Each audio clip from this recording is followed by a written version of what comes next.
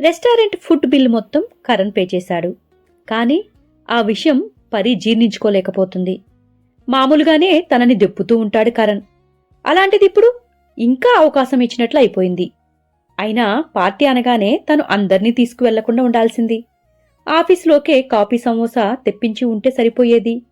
ఇప్పుడు అంత అమౌంట్ ఇవ్వాలి అంటే తనకి కూడా కష్టమే. ఒక పక్క పెళ్లి ఖర్చులు, మరో పక్క తల్లి వైద్యం. ఇలా ఆలోచిస్తూ ఉంటే నిస్సత్తుగా ఆవహించింది పరి. Hi guys, Bhavani Bhavish locked హార్ట్లో నిన్న జరిగిన ఈ స్టోరీ. ఇక నెక్స్ట్ ఈ రోజు ఏం జరగబోతుంది అని తెలుసుకోవాలి అంటే మరిక మనం ఎపిసోడ్లోకి వెళ్ళిపోదామా? Episode number 35. ఒక చిన్న రెస్టారెంట్లో కార్నర్ టేబుల్ దగ్గర కూర్చున్నారు ఇద్దరు వ్యక్తులు. మీరు చెప్పినట్టే జరుగుతోంది అంతా అని అన్నాడు ఆ ఇద్దరు వ్యక్తుల్లో ఒక అతను. గుడ్, ఇలానే ప్లాన్ ముందుకు వెళ్ళనివ్వు. ఎవరికి ఏ అనుమానం రాకూడదు.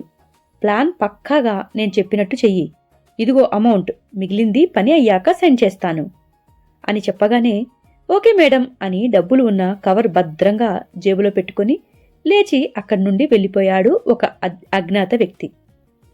టేబుల్పై ఉన్న కాఫీ కప్పు తీసుకుని మెల్లగా సిప్ చేస్తూ కూర్చుంది ఆవిడ. పరి వెయిట్ అండ్ వాచ్ అని అనుకుంది మనసులో. రోజులు వేగంగా గడిచిపోయాయి. పెళ్లి రోజు రానే వచ్చేసింది. స్నేహ 4 రోజుల నుండి పరి దగ్గరే ఉండిపోయింది, తనకి కావలసినవన్నీ చూసుకుంటూ. ఇక ఆ రోజు పొద్దున్నే పర్ణికని పెళ్లి కూతుర్ని చేసేశారు. చుట్టూ ఉన్న ఇళ్ల నుండి ముత్తైదువుల్ని పిలిచి తాంబూలాలు కూడా ఇప్పించేసింది మమత. సాయంత్రం పెళ్లి దగ్గరికి అవసరమైన వాటిని జాగ్రత్తగా సర్దుకున్నారు తీసుకువెళ్లాలి అని. భోజనాలు ముగించేసి అద్దె కారులో పెళ్లి మండపానికి చేరుకున్నారు. సాయంత్రం అవుతూ ఉండగా మండపంలో ఉన్న పెళ్లి కూతురు గదిలో పర్ణికను కూర్చోబెట్టి ఆమెకు తోడుగా పంకజాన్ని ఉంచింది మమత. పెళ్లికొడుకు అతని ఫ్యామిలీని రిసీవ్ చేసుకోటానికి కదిలారు మమత మరియు స్నేహ. పెళ్లికొడుకు వాళ్ళకి మర్యాదలు చేస్తూ వస్తున్న అతిథులను చూసుకుంటూ బిజీగా ఉన్నారు మమత మరియు స్నేహ. 8 గంటలకు సుముహూర్తం కావడంతో పెళ్లి జరిపేందుకు సిద్ధం చేసేశారు పురోహితులు. తరుణ్ చేత కొన్ని పూజలు చేయించారు.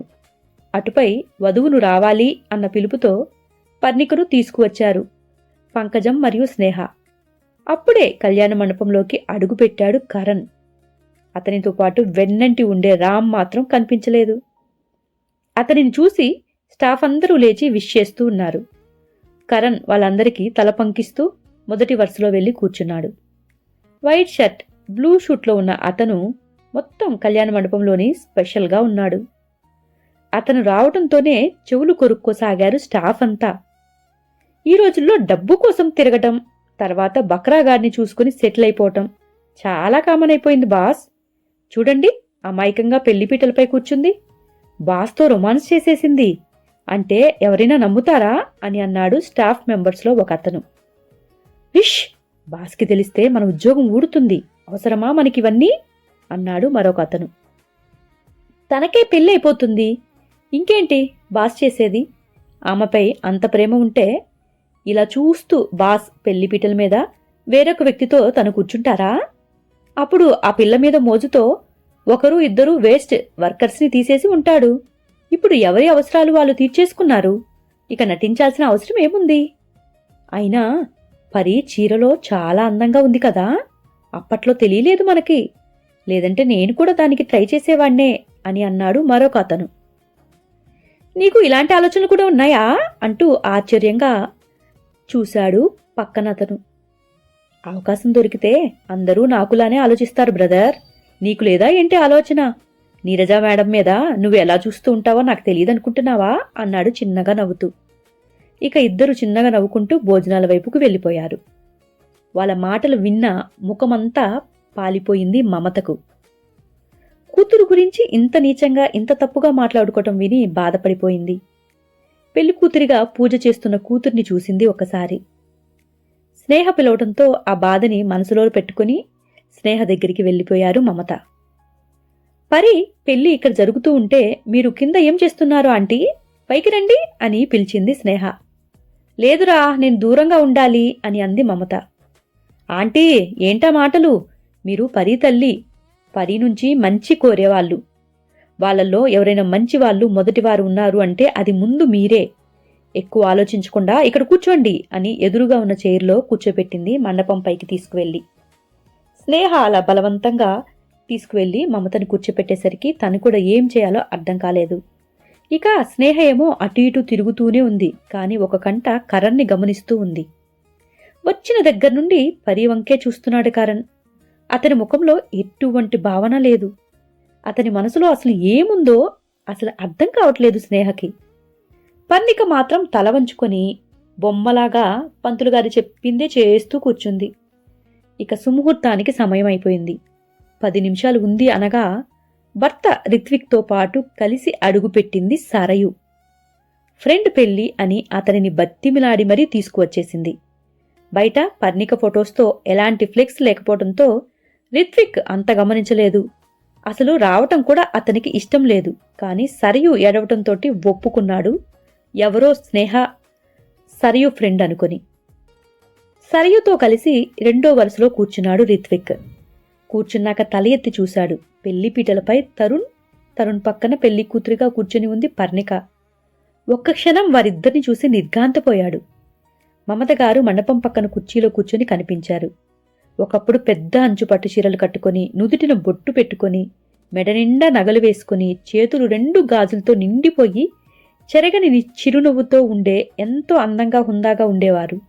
ఇప్పుడు నుదుట విభూది బొట్టుతో బెంగాలీ కాటన్ చీర కట్టుకుని ఉన్న మమత గారిని చూస్తుంటే తను చేసిన తప్పులు ఎదురుగా నిల్చుని వెక్కిరించినట్లు ఉంది రిత్విక్కు.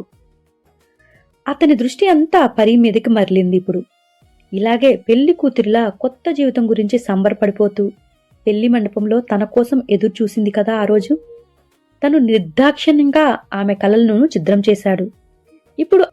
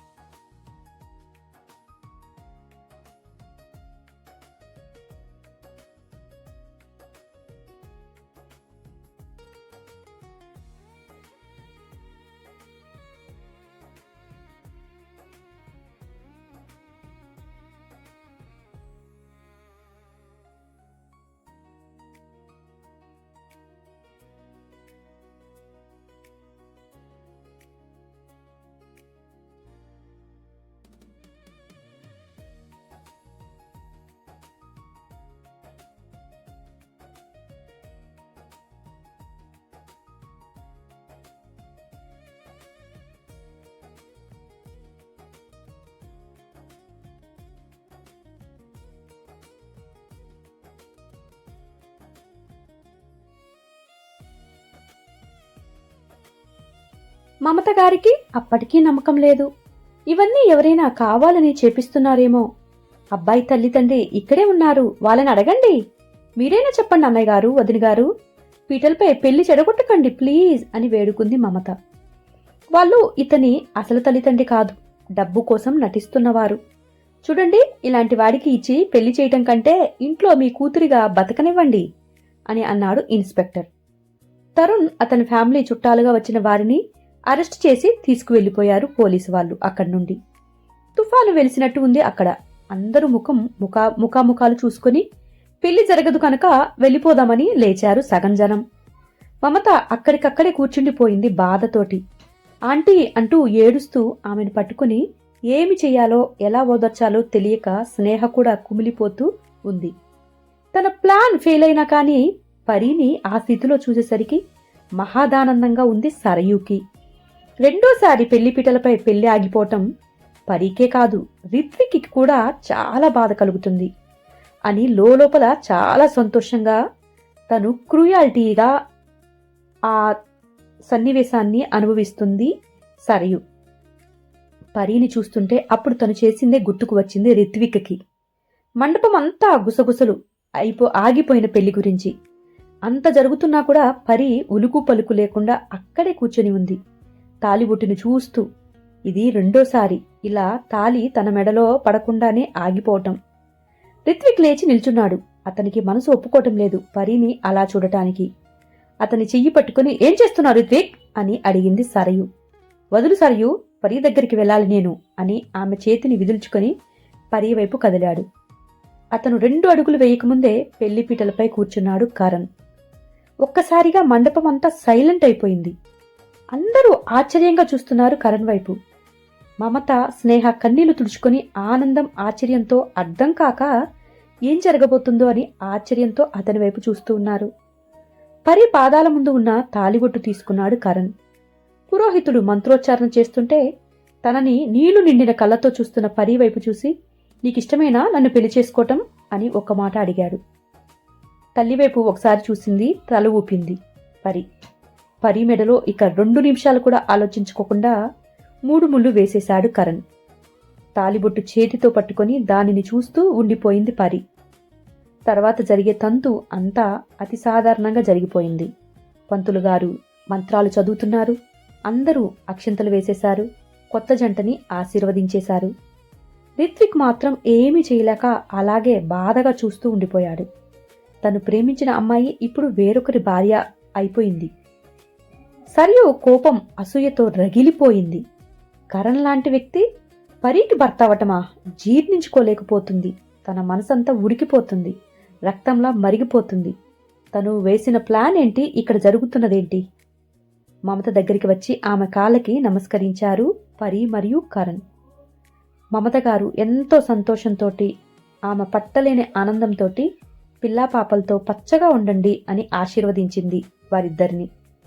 స్నేహ కూడా సంతోషంతో స్నేహితురాల్ని కౌగిలించుకొని, బాస్ మనసులో నువ్వే ఉన్నావు అని ఇప్పుడైనా తెలిసిందా అని అంది చిన్నగా పరి చెవిలో. పరి ఏమీ మాట్లాడకుండా మౌనంగా ఉండిపోయింది. పరిని తీసుకుని తన ఇంటికి కారులో స్టార్ట్ అయ్యాడు కరణ్. హాయ్ గైస్, ఈరోజు ఈ ఎపిసోడ్ మీకు నచ్చిందనే అనుకుంటున్నాను. నెక్స్ట్ ఏం జరగబోతుంది ఏంటి, అసలు కరణ్ వాళ్ళ ఇంట్లో ఎలా రెస్పాండ్ అవుతారు అనేది మనం తెలుసుకోవాలంటే నెక్స్ట్ ఎపిసోడ్ కోసం మీరు ఎదురు చూడవలసిందే. మరలా తిరిగి రేపటి ఎపిసోడ్లో కలుద్దాం. ఉంటాను గైస్, బాయ్.